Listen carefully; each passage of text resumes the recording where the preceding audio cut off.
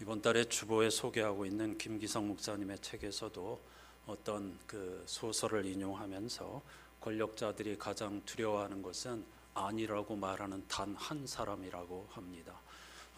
특히 독재자들에게는 언제나 만장일치를 원할 수밖에 없는데 아니라고 말하는 단 한 사람으로 인해서 그 권력이 무너지게 된다는 것을 역사가 증거한다는 것이죠.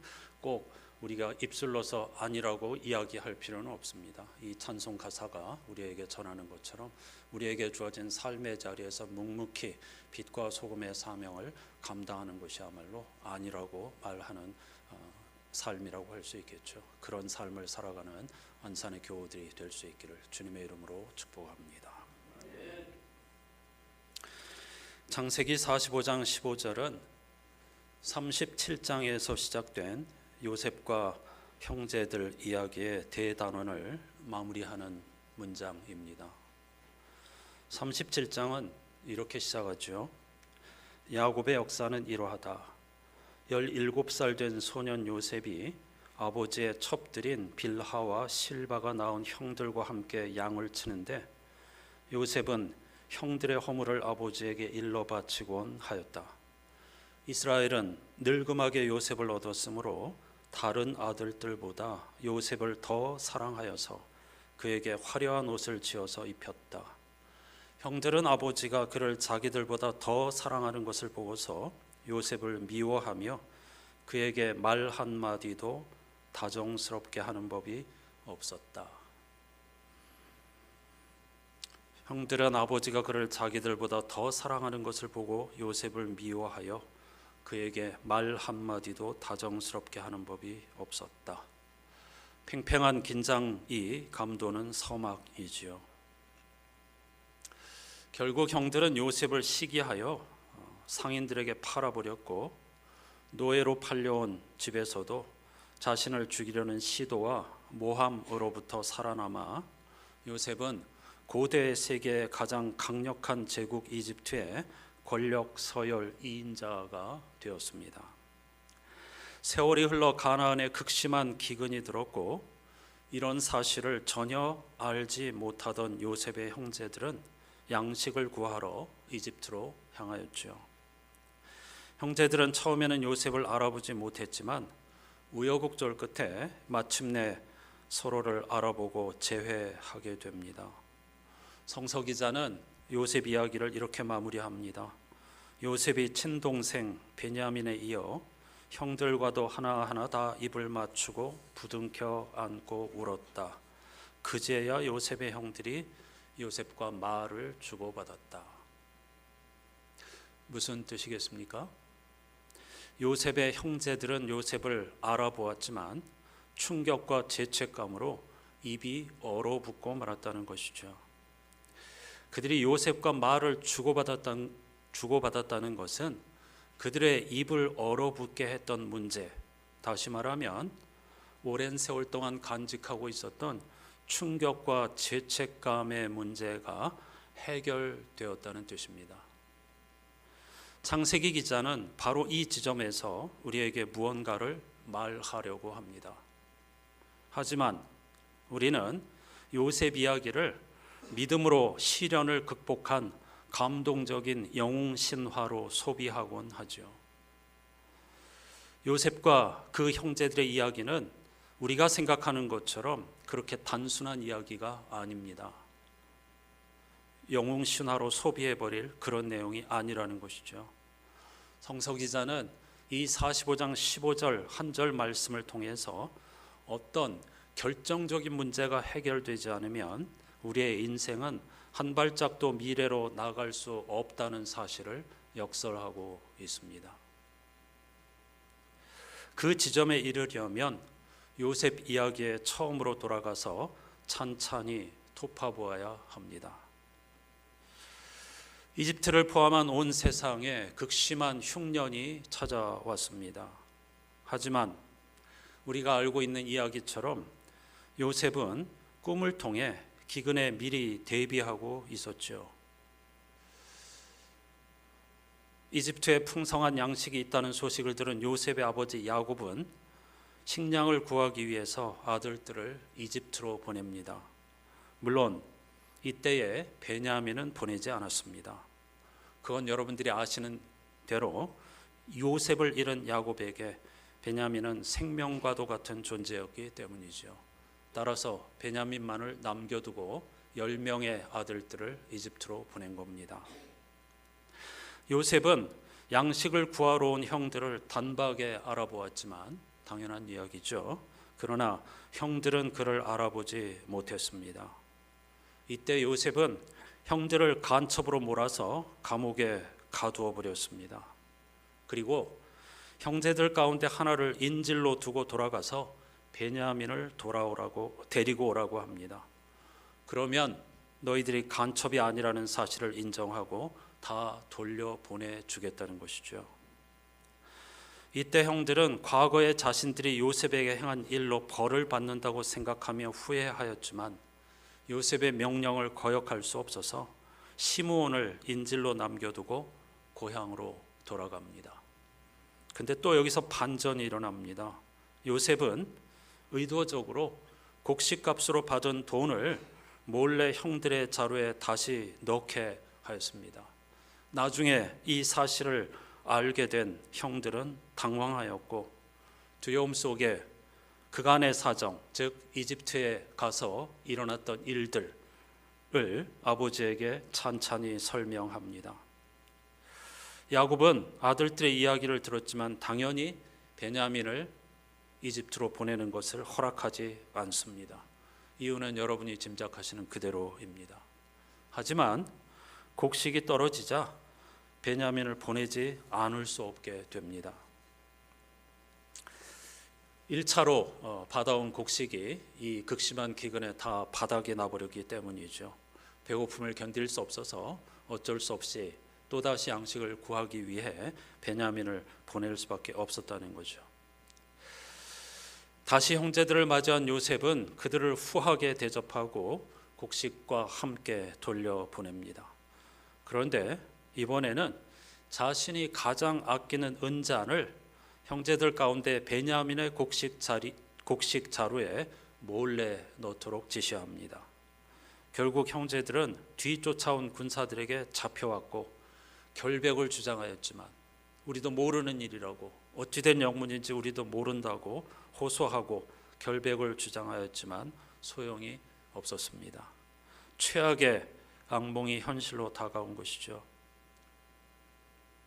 이렇게 그들은 비극적인 만남을 하게 되었습니다. 요셉에게는 절호의 기회가 찾아온 거죠. 성서 기자는 이와 같은 반전의 반전 드라마를 통해서 요셉의 어린 시절의 꿈이 마침내 헛되지 않고 이루어졌다거나 혹은 통쾌한 반전 드라마를 쓰고 있는 것이 아닙니다. 믿음으로 고난을 극복하였더니 이런 엄청난 기회가 찾아왔다고 이야기하고 싶은 것이 아닙니다. 그 근거로 성서 기자는 요셉이 자신의 감정을 억제하지 못하고 몰래 통곡하였다는 이야기를 3차례나 곳곳에서 반복하고 있습니다. 무슨 말이냐면 요셉에게는 복수의 감정이 전혀 없었다는 뜻이죠. 성서 기자는 요셉 이야기를 통해 유대교의 핵심 가치 가운데 하나인 테슈바라는 걸 가르치려고 하는 겁니다. 히브리어 테슈바는 직역하면 회심 혹은 회개인데 훨씬 더 깊은 의미가 있습니다. 마땅히 우리말로 이렇게 번역하기가 쉽지가 않은데요. 새로운 삶을 향한 돌아섬 혹은 빛으로 나아감, 이런 식으로 번역할 수가 있겠습니다. 단순히 회개, 뉘우친다, 반성한다 그런 뜻이 아니고요. 하나님의 나라, 빛으로 나아가다 하는 그런 의미가 더 깊다고 할 수가 있겠습니다. 따라서 유대인은 해마다 새해 첫날부터 대속죄일인 1월 10일까지 열흘 동안 이 테슈바에 집중합니다. 빛을 하나님께서 허락해 주신 새해, 어두움이 아니라 빛으로 나아가자, 이런 결단으로 새해를 시작한다는 말씀이죠. 이 테슈바에는 3가지의 핵심 요소가 있습니다. 성서 기자는 우리에게 익숙하고 어떻게 보면 흥미진진한 이 요셉과 형제들의 이야기를 통해서 이 테슈바의 핵심 가치 세 가지를 우리에게 전달하려고 하는 것입니다. 테슈바의 첫 번째 단계는 잘못을 고백하고 인정하는 것입니다. 요셉이 형들을 간첩으로 몰아 사흘 동안 가두어 둔 것은 그들이 저지른 잘못을 떠올리게 하려는 것이었습니다. 의도적으로 그렇게 한 것이죠. 이때 감옥에서 형제들은 이렇게 말했습니다. 그렇다. 동생의 일로 벌을 받는 것이 분명하구나. 요셉이 우리에게 살려달라고 애원할 때에 그가 그렇게 괴로워하는 것을 보면서도 우리가 그의 애원을 들어주지 않은 것 때문에 우리가 이제 이런 괴로움을 당하는구나. 이제 우리가 요셉의 핏값을 치르게 되었구나라고 감옥에서 그들의 과거의 잘못을 떠올리면서 그걸 인정하고 고백한 것입니다. 그들은 요셉이 통역을 세우고 말하였기에 자기들끼리 하는 말을 알아들은 줄 전혀 알지 못하였지만 이 일로 자신들이 한 잘못에 대해 고백하고 반성하였다는 것입니다. 그들 앞에 서 있는 이가 요셉이라는 걸 모르고 그들이 고백했다는 것은 그들이 진심으로 과거의 잘못에 대해서 인정하고 고백했다는 뜻입니다. 만일 요셉 앞에서 그렇게 했다고 하면, 요셉을 알고 그렇게 했다고 하면 요셉이 무서워서 잘못했다 이렇게 할 수 있었겠죠. 그게 아니라는 사실을 성서 기자가 이야기하고 있는 것입니다. 통역을 세워서 요셉이 알아들었다는 사실을 몰랐다, 이걸 강조하는 이유가 거기에 있습니다. 테슈바의 첫 번째 단계, 진심으로 잘못을 고백하고 인정하는 것. 테슈바의 두 번째 단계는 그 죄를 반복하지 않는 것입니다. 그 일로 요셉은 시므온을 인질로 잡았습니다. 그런데 시므온은 둘째 아들입니다. 야곱의 첫째 아들은 르우벤이죠. 요셉은 당연히 큰 형인 르우벤을 인질로 잡았어야 했지만 그렇게 하지 않았습니다. 그 이유는 과거에 요셉이 팔려갈 때에 르우벤이 유일하게 그를 죽이지는 말자 하고 제안하였기 때문입니다. 따라서 시므온이 요셉을 죽이려고 모의한 형들 가운데에서 맞이 역할을 한 셈입니다. 이런 이유로 시므온을 볼모로 사로잡은 것이죠. 요셉은 베냐민을 데려와야 시므온을 석방해 주겠다고 합니다.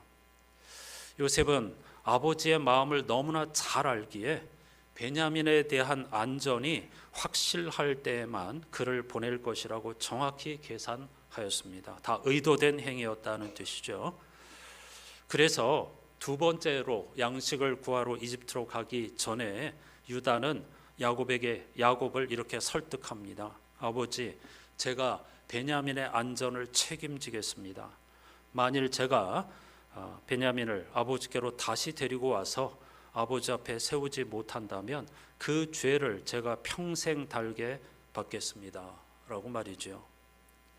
유다는 과거의 잘못을 다시는 반복하지 않겠다고 아버지에게 두 번째 그 절망, 슬픔을 안겨드리지 않겠다고 약속한 것입니다.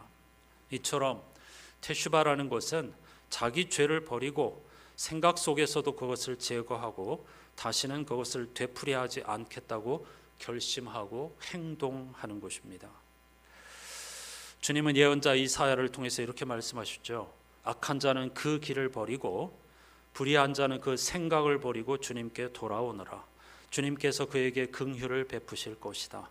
우리 하나님께로 돌아오느라 주님께서 너그럽게 용서하여 주실 것이다 라고 말이죠. 테슈바의 세 번째 단계가 가장 핵심적입니다. 이 세 번째 단계는 같은 죄를 반복할 기회가 주어졌을 때에 형벌에 대한 두려움이나 죄책감 때문이 아니라 바로 테슈바 때문에 그것을 거절하는 것입니다. 그러니까 하나님의 은총으로 맛본 빛으로 가득한 세상, 그 세상의 능력과 가치로 인해서 죄를 반복할 기회가 주어졌음에도 불구하고 그것을 물리치는 것, 그게 바로 세 번째 단계입니다. 이 재미있는 이야기들이 이 교훈을 가르쳐 주기 위해서 나오는데요. 요셉은 형들이 정말로 죄를 인정하고 고백하고 뉘우쳤는지, 그리고 삶을 돌이켰는지 확인하기 위해서 한 가지 실험을 합니다. 바로 베냐민의 자루에 자신이 가장 아끼던 은잔을 몰래 넣어두는 것입니다. 요셉처럼 라헬의 아들인 베냐민, 그는 요셉이 당했던 것과 같은 시기와 질투를 받으며 살았을 것입니다. 라헬의 아들이었기 때문이죠. 그 베냐민이 노예가 되도록 내버려 둠으로써 같은 죄를 반복하고 싶은 압도적 유혹에 형들을 몰아넣은 것입니다. 아주 좋은 기회가 온 것입니다. 요셉을 시기하고 질투하여 팔아버렸듯이 눈의 가시와 같은 나머지 하나의 동생인 베냐민을 그와 같은 위험에 빠뜨릴 수 있는 기회를 요셉이 만들어 준 것이죠. 그게 다가 아니었습니다.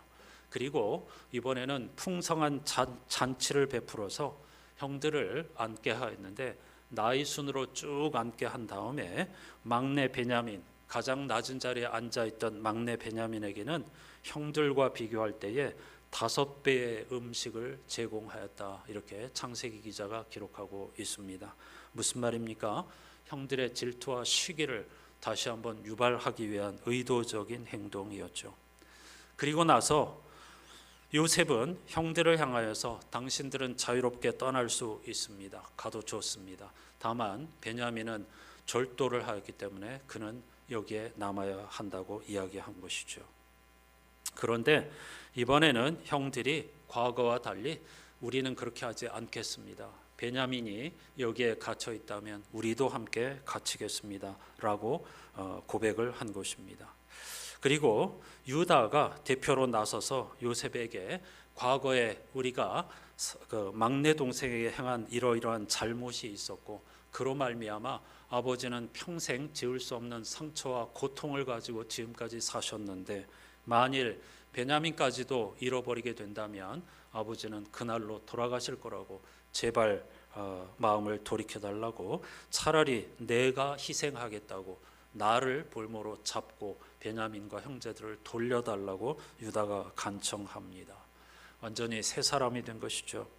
상황은 과거와 비슷하지만 그들의 행동은 전혀 다른 것이 되었습니다. 범죄를 반복할 기회와 그럴 수 있는 가능성도 주어졌지만 그들은 그렇게 하지 않았습니다.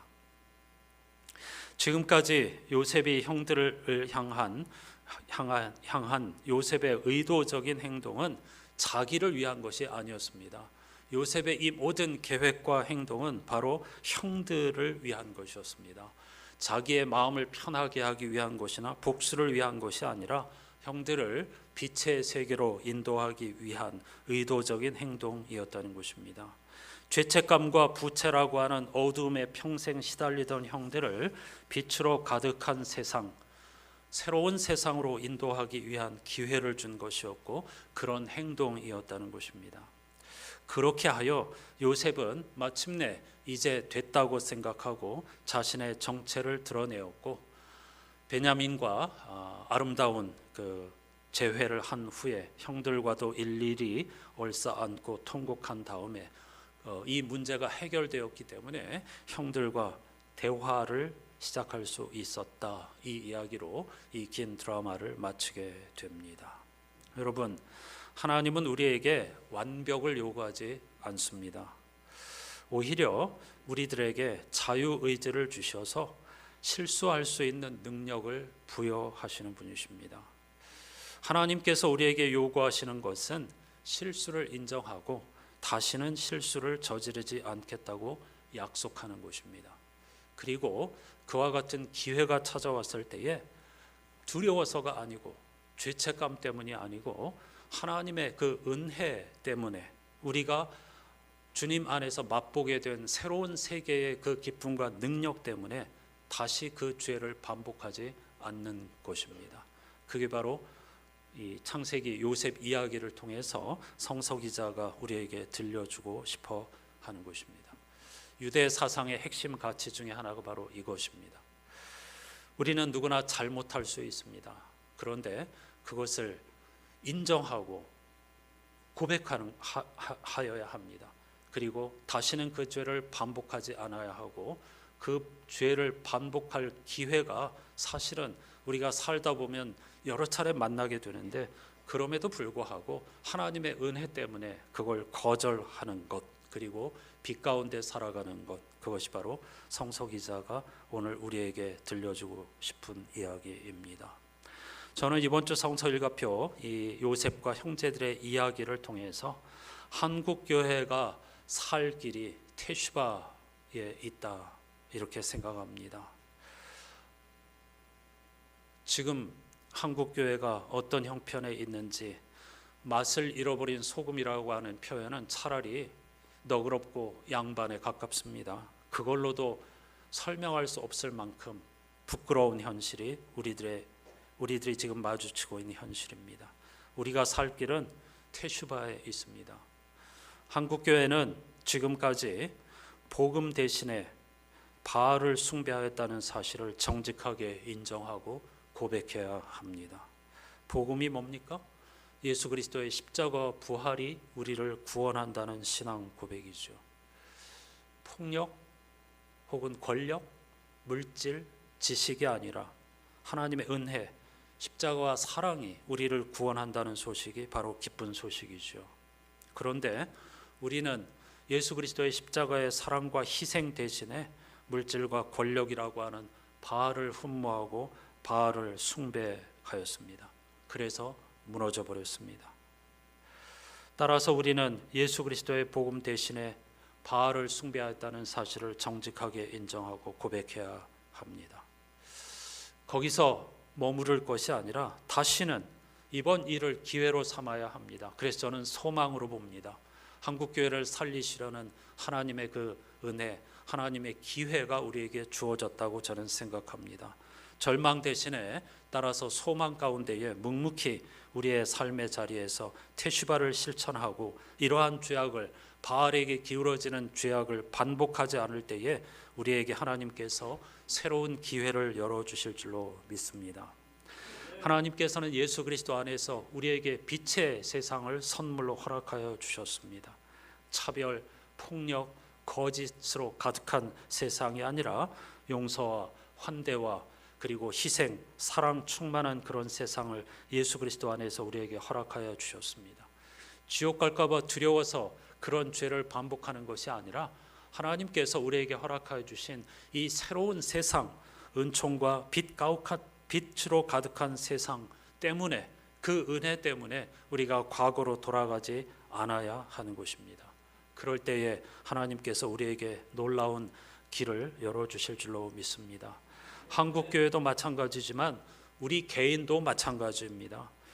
다시 말씀드립니다. 하나님은 우리에게 완전을 요구하지 않습니다. 넘어질 수 있습니다. 누구나 죄를 저지를 수 있습니다. 그런데 그때 우리는 그것을 인정해야 합니다. 다시는 반복하지 않아야 하고, 그런 유혹에 놓일 때에 하나님께서 우리에게 베풀어 주신 은혜가 너무나 크고 귀해서 그것을 거들떠보지도 않고 유혹에 흔들리지 않고 빛의 삶을 계속해서 향하여 앞으로 나아가야 하는 것입니다. 주현절이 막바지에 이르고 있습니다. 주현절은 빛의 세계로 우리를 초대하는 절기입니다. 예수 그리스도께서 나는 세상의 빛이라고 하셨죠. 그리고 요한복음 기자는 빛이 세상에 왔지만은 사람들은 빛을 싫어하고 어둠을 좋아하여서 빛으로 나아가지 않았다고 했습니다.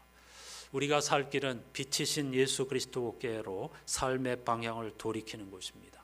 그리고 우리의 죄와 연약함과 제한성을 고백하고 다시는 그것을 반복하지 않는 것입니다.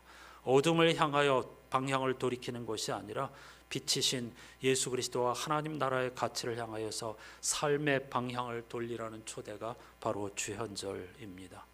해마다 주현절이 우리에게 주어지고 약 2달 동안 이 절기를 보내면서 예배하는 것은 여기에 우리의 살 길이 있기 때문입니다. 하나님은 우리에게 오늘 이 시간도 빛으로 우리를 초대하고 계십니다. 하나님의 나라, 사랑과 진리와 용서, 화해, 평등, 평화가 춤추는 하나님의 나라, 하나님의 세상으로 우리를 초대하고 있습니다.